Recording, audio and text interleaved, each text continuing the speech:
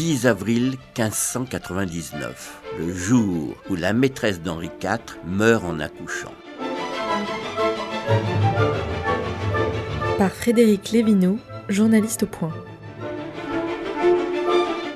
C'est bien sûr de Gabrielle d'Estrées dont nous allons parler. Cette ravissante blonde avait conquis Henri IV alors qu'elle n'avait que 18 ans. En avril 1599, elle est enceinte de son 4e enfant et espère bien se faire épouser par son amant royal pour devenir reine de France. Le 5 avril, elle quitte le château de Fontainebleau pour se rendre à Paris. Elle veut y fêter Pâques et en profiter pour confier ses angoisses à sa tante, Madame de Sourdis. En effet, les astrologues lui ont prédit de terribles événements. Le lendemain de son arrivée à Paris, elle se rend à l'église du Petit Saint-Antoine pour assister à l'office des ténèbres. C'est alors qu'elle est prise de terribles maux de ventre. De retour chez sa tante, les médecins parviennent à la soulager.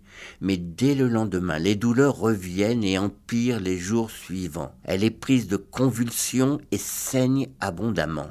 Elle ne parvient pas à expulser son bébé, probablement mort dans son ventre. Alors, les médecins décident d'intervenir le 9 avril. C'est une boucherie. Ils doivent découper le fœtus dans le ventre de sa mère pour arriver à l'extraire sans anesthésie, sans asepsie. Gabrielle ne meurt pas immédiatement. D'effroyables convulsions l'amènent à se griffer le visage. Vers 18h, la malheureuse tombe dans le coma. Prévenu, Henri IV se met en route pour Paris, mais des proches l'interceptent pour lui épargner la vue de la malheureuse d'ores et déjà condamnée. Le samedi 10 avril 1599, juste avant l'aube, Gabrielle d'Estrées revient à la vie. C'est affreux à voir. Son corps frêle est de nouveau secoué de formidables convulsions. Elle hurle, son beau visage se déforme dans un rictus effrayant.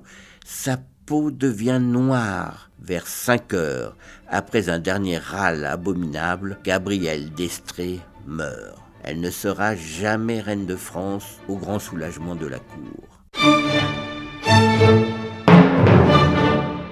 Une série réalisée par Megan Kieki.